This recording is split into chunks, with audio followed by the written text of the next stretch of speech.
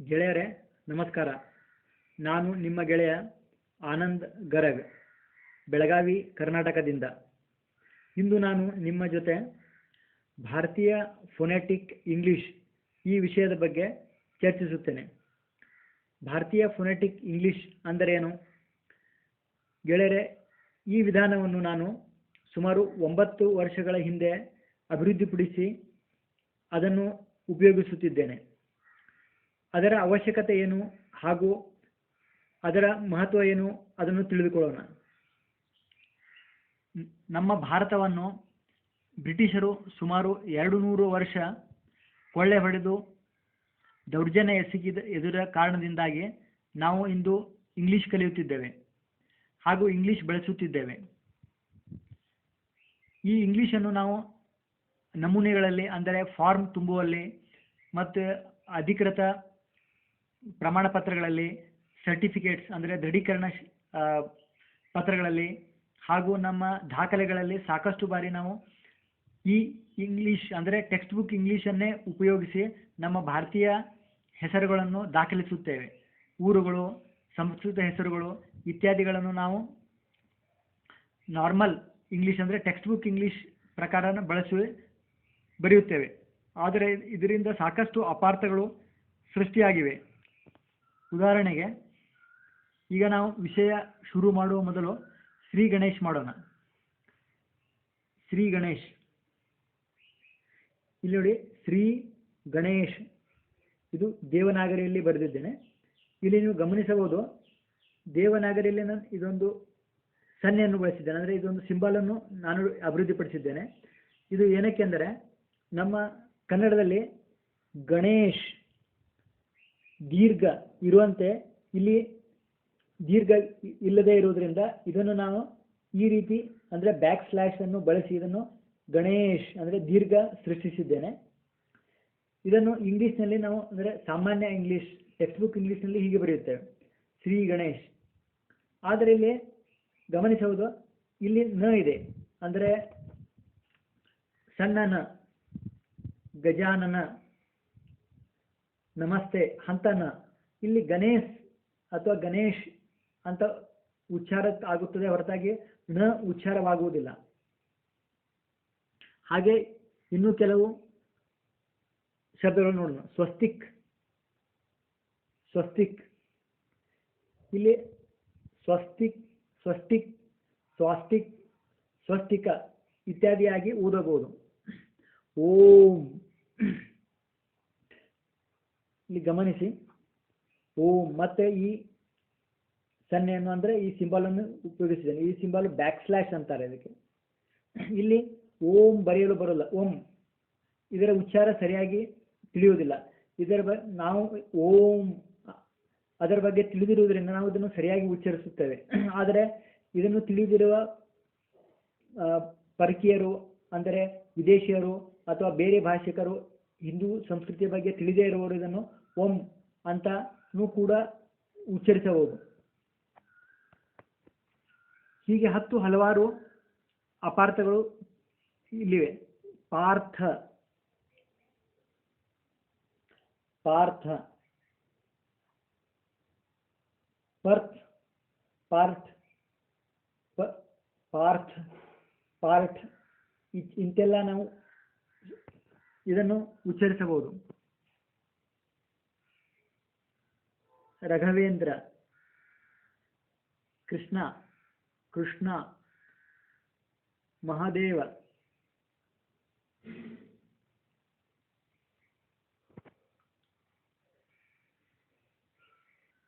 ಇನ್ನೂ ಹೆಚ್ಚಿನ ಉದಾಹರಣೆಗಳನ್ನು ನೋಡೋಣ.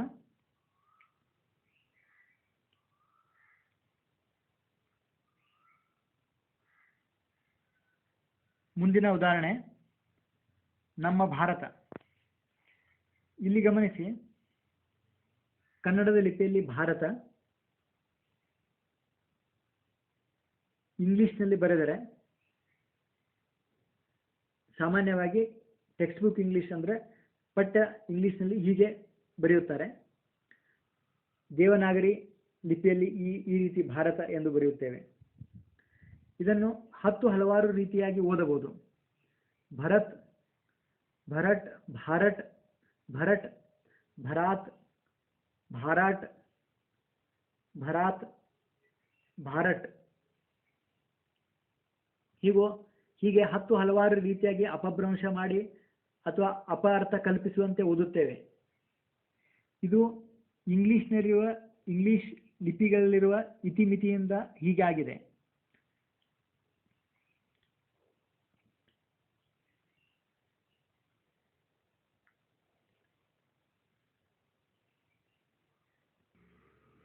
ಬ್ರಿಟಿಷರು ನಮ್ಮನ್ನು ಸುಮಾರು 200 ವರ್ಷ ಕೊಳ್ಳೆ ಹೊಡೆದು ಲೂಟಿ ಮಾಡಿ ದೌರ್ಜನ್ಯ ಎಸಗಿ ಕೊನೆಗೆ ಹೊರಟು ಹೋದರು.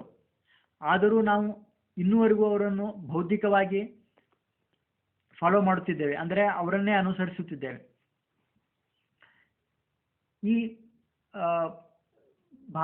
ಅರ್ಥದಲ್ಲಿ ಅಪಾರ್ಥವನ್ನು ಕಲ್ಪಿಸುವ ರೀತಿಯಾಗಿ ಅಥವಾ ಈ ತೊಂದರೆಯನ್ನು ನಿವಾರಿಸಲು ಏನು ಮಾಡಬೇಕೆಂದು ಯೋಚನೆ ಮಾಡಿ ಸುಮಾರು 9 ವರ್ಷದ ಹಿಂದೆ ನಾನು ಆಲೋಚನೆ ಮಾಡಿದಾಗ ನನಗೆ ಒಂದು ಉಪಾಯ ಹೊಳೆಯಿತು.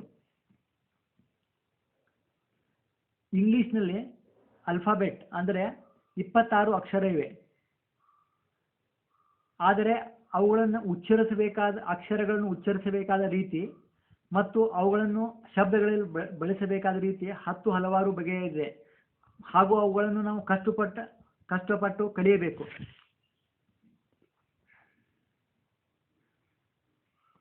ಇಂಗ್ಲಿಷ್ನ ಯಾವುದೇ ಶಬ್ದ ಅಂದರೆ ನಾರ್ಮಲ್ ಇಂಗ್ಲಿಷ್ ಅಂದರೆ ಟೆಕ್ಸ್ಟ್ ಬುಕ್ ಇಂಗ್ಲಿಷ್, ಅದರಲ್ಲಿ ನಾವು ಯಾವುದೇ ಶಬ್ದವನ್ನು ಅಪ್ಪರ್ ಕೇಸ್ ಅಥವಾ ಲೋವರ್ ಕೇಸ್ ಅಂದರೆ ಚಿಕ್ಕ ಲೆಟರ್ಗಳು, ಸ್ಮಾಲ್ ಲೆಟರ್ಸ್, ಬೋಲ್ಡ್ ಲೆಟರ್ಸ್ ಮತ್ತು ಸ್ಮಾಲ್ ಲೆಟರ್ಸ್, ಈ ಎರಡೂ ರೀತಿಯಲ್ಲಿ ಬರೆದಿರುವೆ ಅವುಗಳ ಅರ್ಥ ಬದಲಾಗುವುದಿಲ್ಲ. ಹಾಗಾದರೆ ನಾನೇಕೆ ಈ 26 ಅಕ್ಷರಗಳನ್ನು ಬೇರೆ ಬೇರೆಯಾಗಿ ಬಳಸಬಾರದೆಂದು ಯೋಚನೆ ಬಂದು ಸುಮಾರು 9 ವರ್ಷಗಳ ಹಿಂದೆ ನಾನು ಈ ರೀತಿಯಾಗಿ ಅಭಿವೃದ್ಧಿಪಡಿಸಿದ್ದೇನೆ.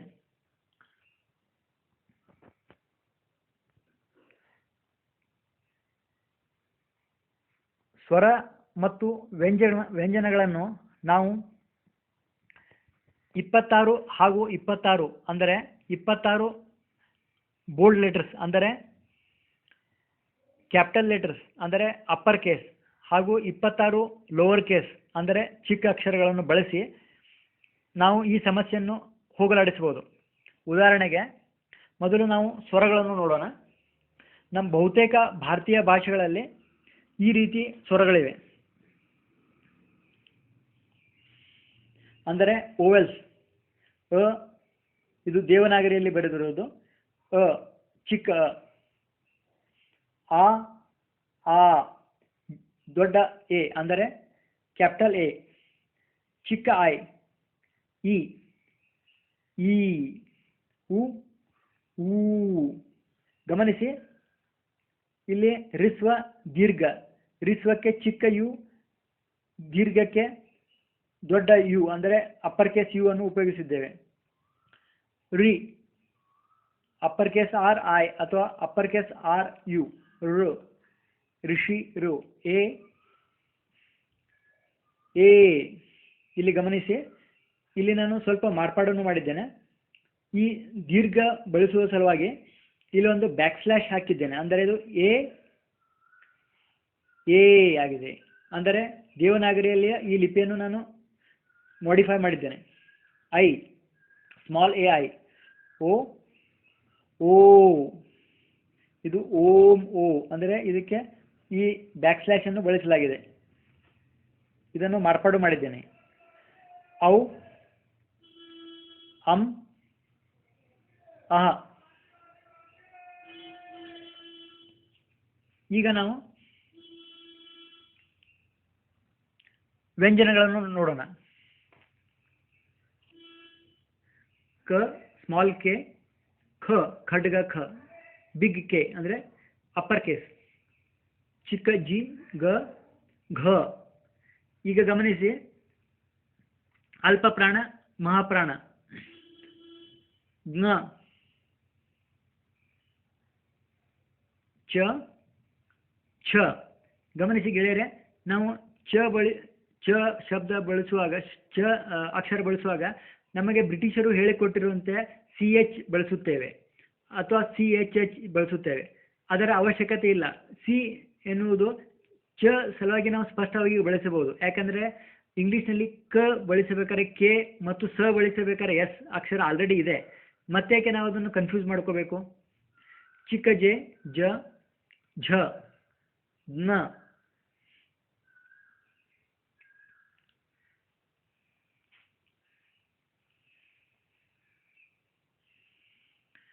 ಟ ಠ. ಗಮನಿಸಿ, ಅಲ್ಪ ಪ್ರಾಣ ಮಹಾಪ್ರಾಣ. ಬಿಗ್ ಟಿ ಅಂದರೆ ಟ, ಬಿಗ್ ಟಿ ಎಚ್ ಅಂದರೆ ಠ, ಚ ಛ, ಜ ಝ, ಝಾರ್ಖಂಡ್ ಝ, ಡ ಬಿಗ್ ಡಿ ಢ, ನ ಬಿಗ್ ಎನ್ ಗಣಪತಿ ಗಣೇಶ, ತ ಥ,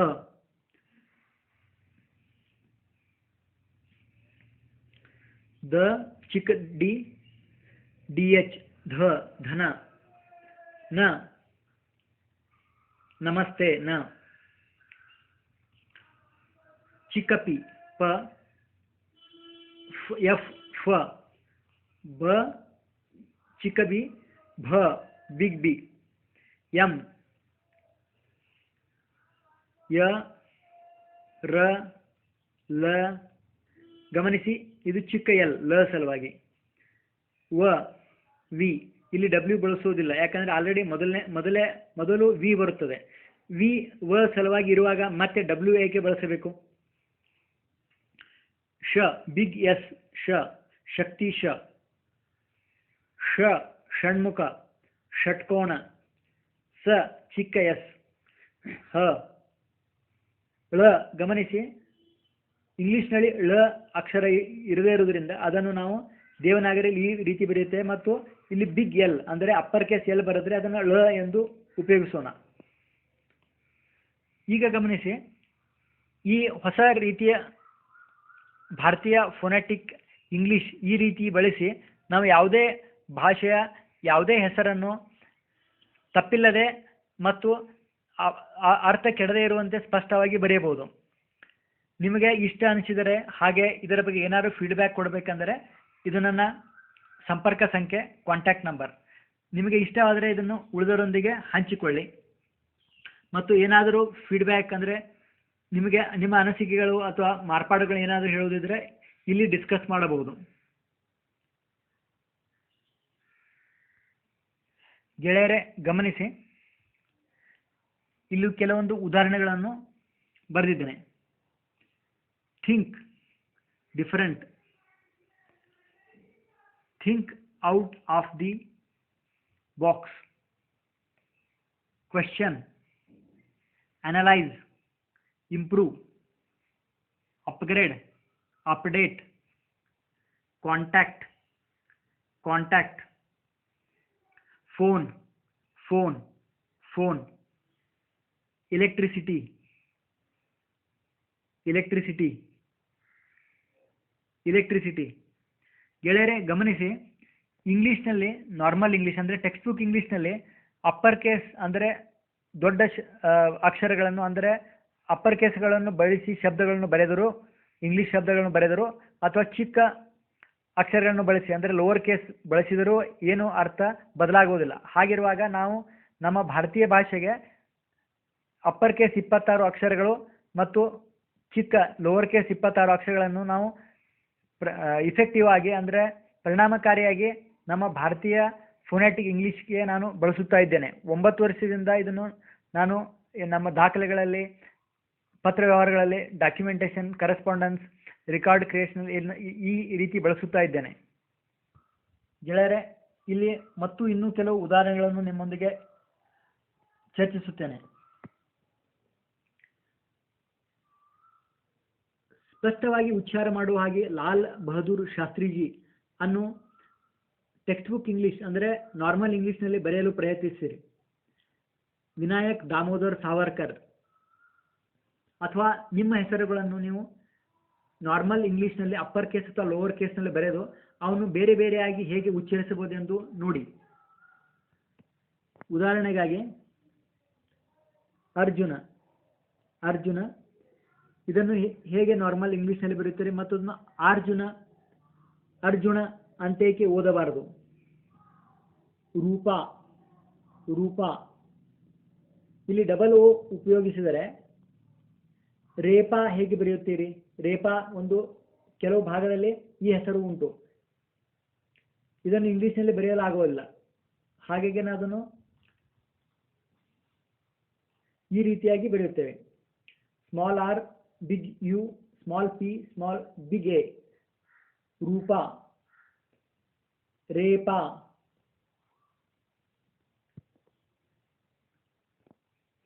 ಪೂಜಾ, ಪೂಜಾ, ಡಾಕ್, ಡಾಕ್. ಈ ರೀತಿ ನಾರ್ಮಲ್ ಇಂಗ್ಲೀಷ್ನಲ್ಲಿ ಬರೆದರೆ ಅದನ್ನು ಓದಲಾಗುವುದಿಲ್ಲ. ಅದಕ್ಕೆ ಅದನ್ನು big A, big D, big A, small K ನಲ್ಲಿ ಬರೆದರೆ ಇದನ್ನು ಡಾಕ್ ಎಂದು ಓದಬಹುದು. ಅಲ್ಲದೆ ಹೋದರೆ ನಾರ್ಮಲ್ ಇಂಗ್ಲೀಷ್ನಲ್ಲಿ ಟೆಕ್ಸ್ಟ್ ಬುಕ್ ಇಂಗ್ಲೀಷ್ನಲ್ಲಿ ಬರೆದರೆ ಈ ಥರ ದಕ, ಡಕ, ಡಾಕ್, ಡಾಕ್ ಇತ್ಯಾದಿಯಾಗಿ ಓದಬಹುದು. ಈಗ ಇನ್ನೊಂದು ಉದಾಹರಣೆಯನ್ನು ತೆಗೆದುಕೊಳ್ಳೋಣ. ಠಾಕೂರ್ ಶಬ್ದ. ಠಾಕೂರ್ ಶಬ್ದವನ್ನು ನಾನು ಈ ರೀತಿ ಬರೆಯುತ್ತೇನೆ. ಭಾರತೀಯ ಫೋನೆಟಿಕ್ ಇಂಗ್ಲಿಷ್ ನಾನು ಅಭಿವೃದ್ಧಿಪಡಿಸಿದ ರೀತಿಯಲ್ಲಿ ಲೋವರ್ ಕೇಸ್ ಅಪ್ಪರ್ ಕೇಸನ್ನು ಬಳಸಿಕೊಂಡು ಈ ರೀತಿ ಬರೆದಿದ್ದೇನೆ. ನಾರ್ಮಲ್ ಇಂಗ್ಲೀಷ್ನಲ್ಲಿ ಬರೆದರೆ ಅವನು ಹೀಗೆ ಓದಬಹುದು. ಠಕೂರ್, ಠಕೋರ್, ಠಾಕೂರ್, ಠಕೂರ್, ಠಾಕೂರ್, ಠಕೋರ್, ಠಕೂರ್. ಈಗ ಗಮನಿಸಿ, ಠಾಕೂರ್ ಶಬ್ದ ನಮಗೆ ಪರಿಚಿತ, ಅದನ್ನು ಮಾತ್ರ ನಾವು ಸರಿಯಾಗಿ ಉಚ್ಚರಿಸಬಹುದು. ಅದರ ಹೊರತಾಗಿ ಅದನ್ನು ತಿಳಿದೇ ಹೋದರೆ ಇದನ್ನು ಹೀಗೆ ಹೀಗೆ ಬೇರೆ ಬೇರೆಯಾಗಿ ಪ್ರೊನೌನ್ಸ್ ಮಾಡೋದು, ಅಂದರೆ ಉಚ್ಚರಿಸಬಹುದು.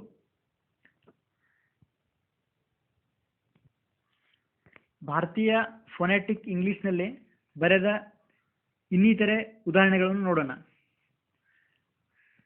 ದುಷ್ಯಂತ, ದುಷ್ಯಂತ. ಗಮನಿಸಿ, ಚಿಕ್ಕ ಡಿ, ಚಿಕ್ಕ ಯು, ದೊಡ್ಡ ಎಸ್, ಎಚ್ ಅಂದರೆ ಶ, ವಾಯ್ ಯ, ದುಷ್ಯಂತ. ಕೊನೆಗೆ ನಾವು ಇಲ್ಲಿ ಎ ಸ್ಮಾಲ್ ಎ ಬರೆಯದೇ ಇದ್ದರೆ ಅದನ್ನು ಅಂದರೆ ತಿಳಿದುಕೊಳ್ಳಬೇಕು. ದುಷ್ಯಂತ. ಪುಷ್ಯ, ಪುಷ್ಯ, ಪುಷ್ಯ. ಇಲ್ಲಿ ಎ ಬರೆಯುವ ಅಗತ್ಯ ಇಲ್ಲ. ತಸ್ತಿಕ್. ಈಗ ನೋಡಿ, ವ್ಯಂಜನಗಳನ್ನು ಗಮನಿಸೋಣ. ತಸ್ತಿಕ್, ತಸ್ತಿಕನ್ನು ದೇವನಾಗರಿಯಲ್ಲಿ ಈ ರೀತಿ ಬರೆಯುತ್ತೇವೆ. Small T, small A, small S, small T, small I, small K. ಇಲ್ಲಿ ನೋಡಿ, ಬ್ಯಾಕ್ ಸ್ಲ್ಯಾಶ್ ಅನ್ನು ಉಪಯೋಗಿಸಿದ್ದೇನೆ. ಇದನ್ನು ನಾವು ವ್ಯಂಜನಕ್ಕಾಗಿ ಬಳಸುತ್ತಿದ್ದೇನೆ. ತಸ್ತಿಕ್. ಇಂಗ್ಲಿಷ್ನಲ್ಲಿ ವ್ಯಂಜನ ಮತ್ತು ಎಂದು ಹೇಳಲು ಸಪರೇಟ್ ಅಂದರೆ ಬೇರೆ ಬೇರೆ ಶಬ್ದಗಳು ಇರದೇ ಕಾರಣ ಇದನ್ನು ಈ ರೀತಿ ಬಳಸುತ್ತೇನೆ. ನಿಶ್ಶಬ್ದ, ನಿಶ್ಶಬ್ದ, ನಿಶ್ಶಬ್ದ. ದೃಢ, ದೃಢ. Small D, big R, upper case R, small I, big D, H, ದೃಢ. ಪ್ರಸನ್ನ, ವ್ಯಂಜನ, ಪ್ರಸನ್ನ, ಪ್ರಸನ್ನ. ನೋಡಿ, ಇಲ್ಲಿ ನೋಡಿ, ಗಮನಿಸಿ, ಎನ್ ಅನ್ನು ಬ್ಯಾಕ್ ಸ್ಲ್ಯಾಶ್ ಆಗಿ ಮಾರ್ಪಡಿಸಿದ್ದೇನೆ, ಹಾಗಾಗಿರುವುದರಿಂದ ಪ್ರಸನ್ನ. ಪರಿಷದ್, ವ್ಯಂಜನ, ಪರಿಷದ್, ಪರಿಷದ್. ಇಲ್ಲಿ ಗಮನಿಸಿ, ಸ್ಮಾಲ್ ಡಿಗೆ ಒಂದು ಬ್ಯಾಕ್ ಸ್ಲ್ಯಾಶ್ ಹಾಕಿದೆ. ಇದು ರೆಗ್ಯುಲರ್ ಸ್ಲ್ಯಾಶ್ ಅಲ್ಲ, ಇದು ಬ್ಯಾಕ್ ಸ್ಲ್ಯಾಶ್. ಹಾಗೆ ಇದನ್ನು ಪರಿಷದ್ ಎಂದು ಓದಬೇಕು. ಗೆಳೆಯರೆ, ಹಲವಾರು ಜನ ನನ್ನನ್ನು ಭಾರತೀಯ ಫೋನೆಟಿಕ್ ಇಂಗ್ಲಿಷ್ ನಾನು ಅಭಿವೃದ್ಧಿಪಡಿಸಿದ ರೀತಿಯಲ್ಲಿ ಕೆಲವು ಶಬ್ದಗಳನ್ನು ಹಾಗೂ ಕೆಲವು ವಾಕ್ಯಗಳನ್ನು ಹೇಗೆ ಬರೆಯುವುದೆಂದು ಕೇಳಿದಾಗ ಉದಾಹರಣೆ ಮೂಲಕ ಅವರಿಗೆ ಇದನ್ನು ತಿಳಿಸಿದ್ದೇನೆ. ಇವು ಇನ್ನೂ ಇತರೆ ಉದಾಹರಣೆಗಳು.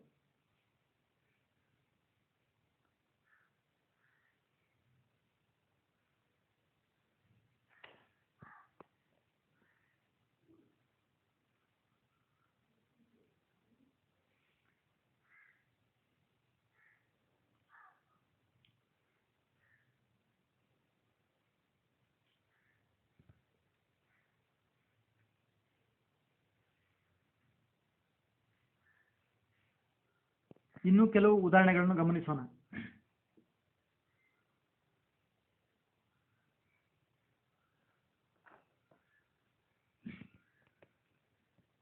ಶ್ರೀ ಗಣೇಶ. ನಮಸ್ತೆ. ಸ್ವಸ್ತಿಕ್. ಓಂ. ಪಾರ್ಥ. ರಾಘವೇಂದ್ರ. ಕೃಷ್ಣ. ಮಹಾದೇವ. ಭಾರತ. ಗಿರೀಶ್. ವಿಷ್ಣು. ಚಿನ್ಮಯ.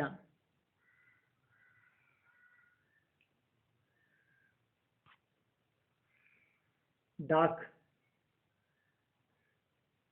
ಡಮರು. ದವಳ.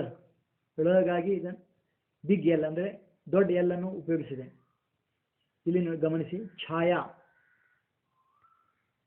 ದೊಡ್ಡ ಸಿ, ದೊಡ್ಡ ಎ, ಚಿಕ್ಕ ವಾಯ್, ದೊಡ್ಡ ಎ. ಛಾಯಾ. ಇಷ್ಟು ಚಿಕ್ಕದಾಗಿ ಬರೆಯಬಹುದು.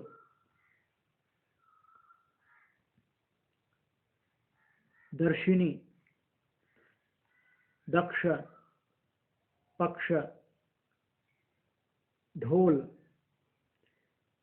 ದೇವನಾಗರಿಯಲ್ಲಿ ದೀರ್ಘ ಓ ಓ ಎ ಎ ಇರದೇ ಇರುವುದರಿಂದ ಇದನ್ನು ನಾನು ಹೀಗೆ ಬ್ಯಾಕ್ಸ್ಲ್ಯಾಶ್ ಹಾಕಿ ಮಾರ್ಪಾಡು ಮಾಡಿದ್ದೇನೆ. ದೃಶ್ಯ. ಬೆಂಗಳೂರು.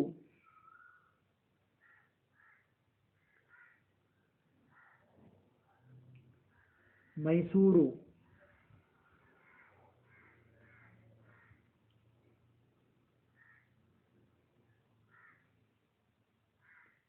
ಲಕ್ಷ್ಮಿ. ಮಂಜುಳಾ.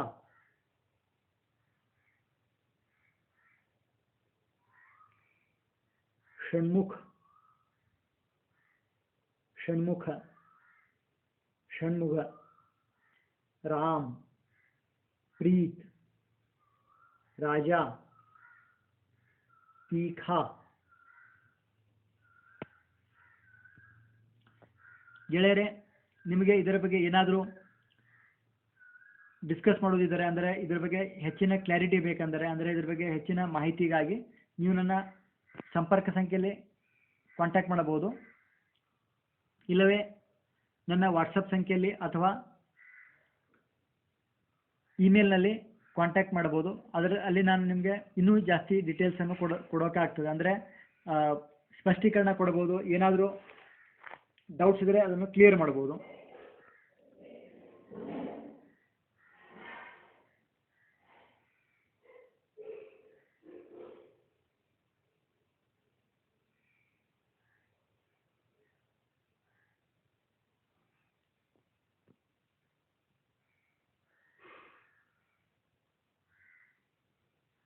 ಇದು ನನ್ನ ವಾಟ್ಸಪ್ ಸಂಖ್ಯೆ.